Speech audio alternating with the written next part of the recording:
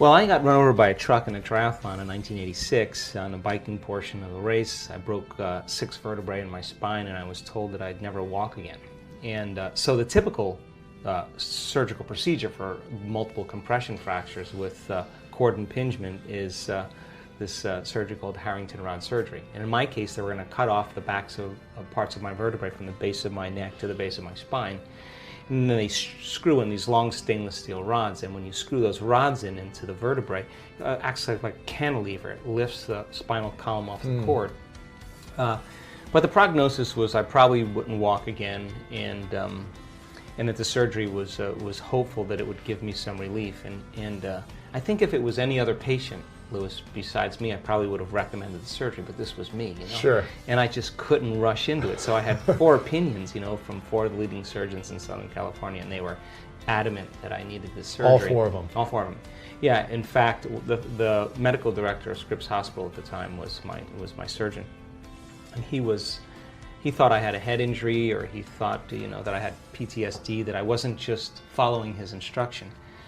Anyway, I decided against the surgery, and I thought, well, listen, I'm not going anywhere. I'm not doing anything. I'm basically laying face down. And I thought, well, there's an intelligence that's giving us life, that's keeping our heart beating and digesting our food. It really knows how to heal way better than me.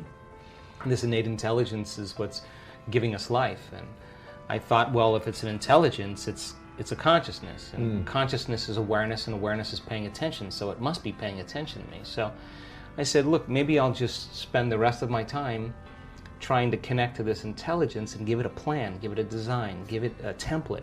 And when I was really present and complete with that design, I would surrender this creation to this greater mind and allow it to do the healing for me.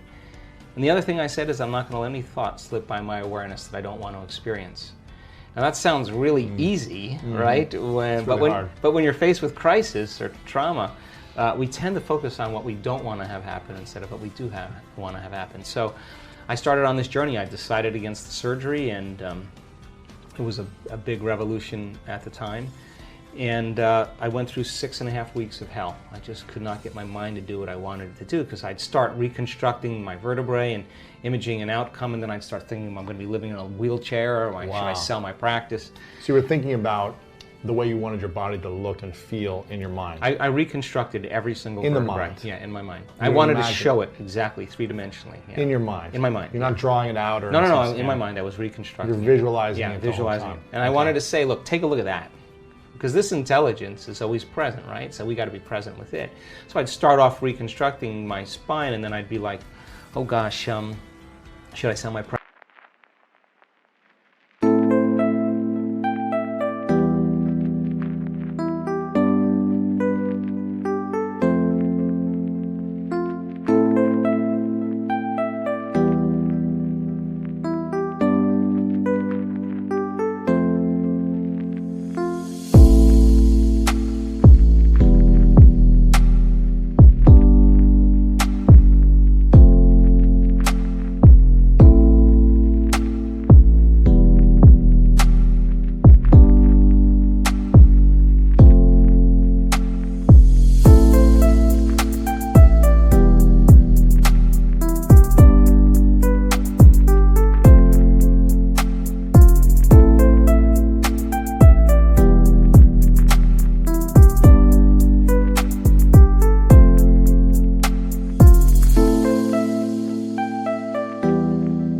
Practice, what if I live in a wheelchair? And you practice chiropractic practice at the time? Yeah, in Southern California, in La Jolla.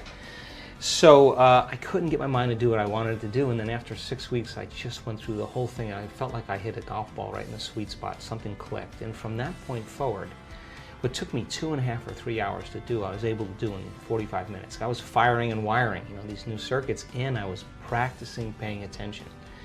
And then all of a sudden, I started noticing dramatic changes in my health like this.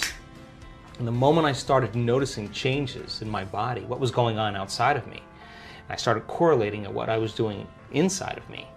Now I was just hooked, and I just started doing it with more passion and more sincerity. Anyway, back on my feet in 10.5 weeks, back training at 12 weeks, back in my clinic, and I just made a deal with myself that if I was ever able to walk again, I'd spend the rest of my life studying the mind-body connection and mind over matter. And then that led me to just stop everything in my life. I just wasn't the same guy. I'd just been initiated into something, and sold my practice, sold my home. You sold it all. Sold it all, moved to the Northwest, and just started asking bigger questions like, who am I? Why am I here? What are we doing? What happens when we die? And how did all this happen for me? What was the process? So I started studying the science behind it, and I couldn't find it in any conventional textbooks because this was unconventional, right? And miraculous is kind of unconventional. So I started studying quantum physics and neuroscience and epigenetics, and it started making sense. I started building this model of understanding. Then I asked the fundamental question, has anybody else done it? So then I traveled to 17 different countries and interviewed hundreds and hundreds of people with serious health conditions that were treating either conventionally or unconventionally. They were staying the same or getting worse, and all of a sudden they got better. So what was the cause that produced the effect, you know? And the stories and what I learned was so amazing. I went back to school and studied neuroscience, because mind was such a strong element. It wasn't diet, it wasn't celibacy, it wasn't any of those things. It was just really this element. And so then I was able to figure out that there were 4 common things.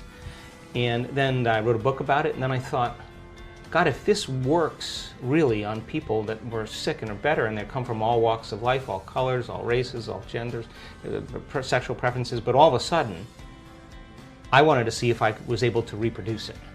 So then I started seeing, okay, let's see if we can teach this, be able to reproduce the outcome, because that's science, right? So I went through about... What were the 4 common things? The first one was that they all believed and accepted that there was an intelligence that lived within them that was giving them life. And These people you interviewed who had had injuries that overcame No, these are people with cancer, MS, lupus, Parkinson's disease. Who got better? Yeah, just spontaneously. You know, it's called a spontaneous remission. So they believed there was an intelligence. There was some invisible life force that they were connected to, that they felt like they had lost their connection to. They became separate and disconnected from. And that when they got the diagnosis, they woke up and said, man, I got to connect again, and I got to connect to my essence. And so they developed a relationship with it, just like you develop a relationship with anybody. It takes time, you got to be present, you got to connect, you got to experience, you got to be present. All of these things are important elements. So that was the first thing. The second thing was that they realized that it was the mismanagement of their emotions and the hormones of stress that really began to create their condition.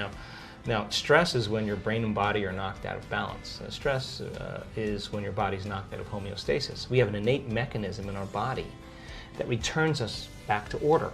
So then if someone cuts you off on the LA freeway, you have an emotional reaction, but 15 minutes later you're back to driving and you're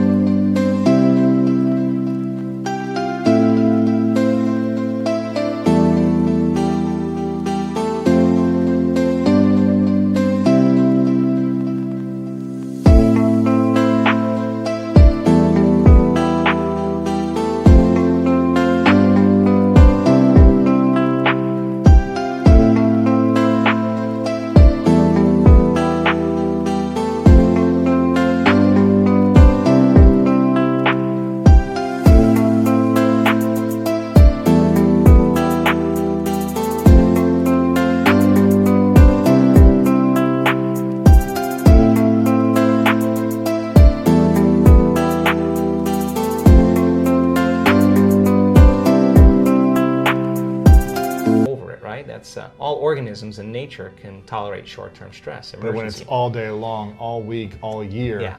Let's make a quick stop here. So what is the secret behind all of this? According to Dr. Joe, we have to live in a moment, in the present. Because present moment is the only place where you can meet this secret intelligence. And you can communicate with that intelligence with your thoughts and feelings. So if you're reacting to, like if Tyrannosaurus Rex is chasing you, you have to make a decision. Am I going to use 20% of my energy, or am I going to use 100%? So it turns out when you're reacting to traffic... 200%. Oh, right, or if you're reacting to your coworker sitting in the cubicle next to you, right. You're turning on that response, and what was once very adaptive becomes very maladaptive, because when you turn on the stress response, and you can't turn it off. Now you're headed for disease, because nobody can live in emergency mode for that extended period of time. Well, human beings, we can turn on the stress response just by thought alone. You can think about your problems, and you're producing the same biological effects.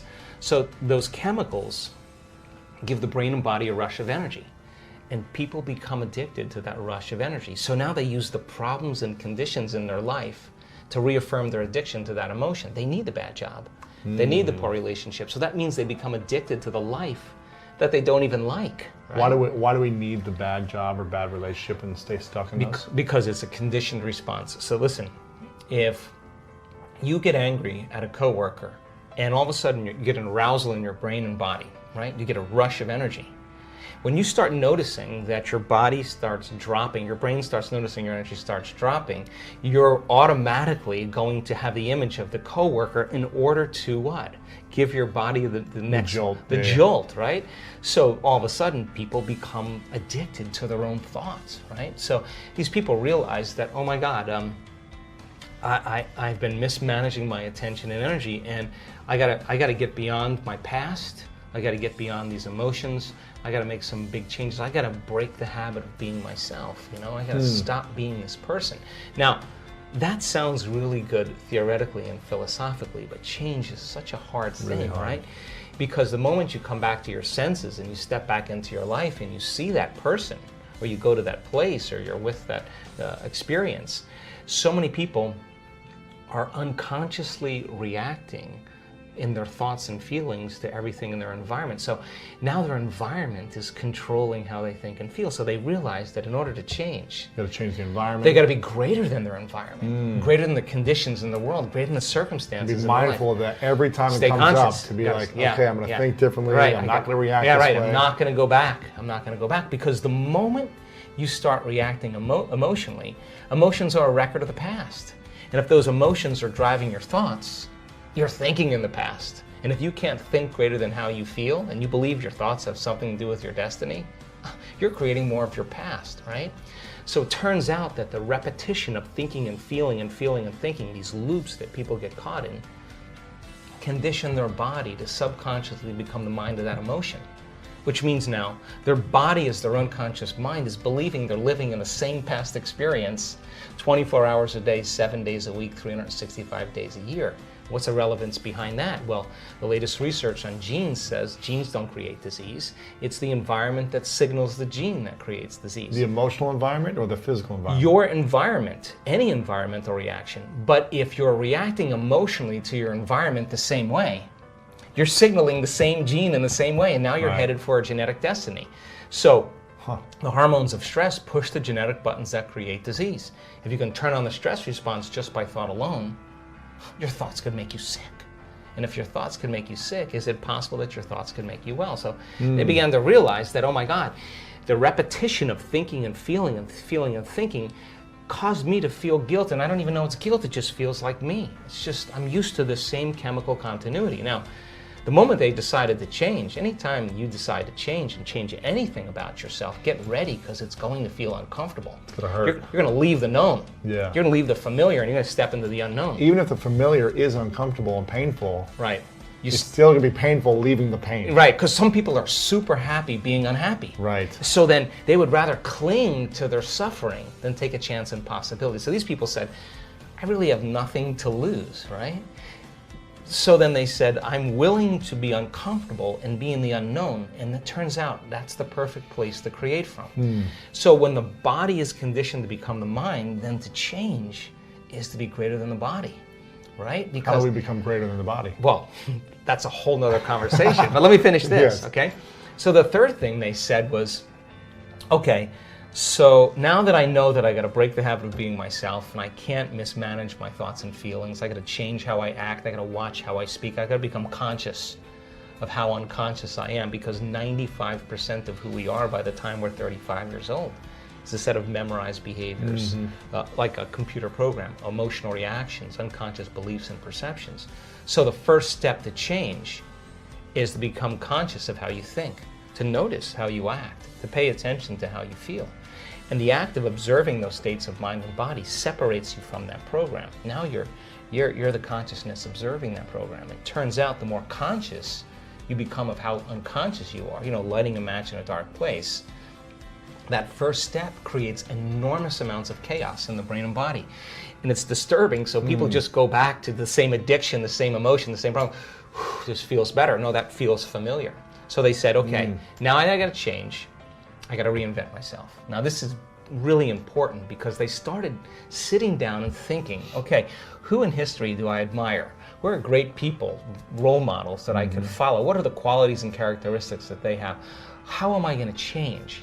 These are what we call frontal lobe questions. The creative center of the brain switches on and the emotional center settles down. So then they started thinking, how would I have to be in a new life if I was really going to heal? What would I have to change about myself? Now there's this interesting phenomenon that if you close your eyes and you begin to think about doing something, you're an athlete, you understand this. If you're a background in football and you were running a pattern or you were doing something, you would rehearse it in your mind. Yeah. Turns out that the act of mentally rehearsing something when you're truly present, your brain does not know the difference between what's going on out there and what's going on in here. In fact, your brain will begin to look like you've been doing it for the last 5 days and you've never run the course. So now your brain is no longer a record of the past, because typically it is. Now it's a map to the future. So now you're priming your brain. So that became the very platform. Experiments with piano players. You take a group of people that never played the piano before, you divide them into 2 different categories. You take one group of people, you teach them one-handed scales and chords. You do a brain scan on them. They come and practice for 2 hours a day for 5 days. At the end of 5 days, if you rescan the brain, they grow new circuits on the opposite side of the brain. Nothing magical there. You learn something new. Learning's making new connections. Get some instruction. You get instruction. You get your body involved. Get your body involved. You're going to have an experience. Experience enriches the brain. Pay attention to what you're doing. You've got to pay attention and repeat it. Firing and wiring. You're going to assemble new circuits. You can take the other group of people, have them come for 2 hours a day for 5 days, do a brain scan before and the brain scan after. Have them close their eyes and mentally rehearse playing those scales and chords. At the end of 5 days, they'll grow the same amount of circuits in their brain as the people who actually physically demonstrated the action. What does that mean? It means not only do they change their brain by thinking differently, but their brain looks like they've been playing the piano for 5 days. Now set them in front of a piano. Never played the piano before. They'll play those scales and chords because their brain is wired to play it. So now, the act of rehearsing who they're going to be, what are the qualities, and beginning to get in this creative state, began to lay down the circuits of a new personality.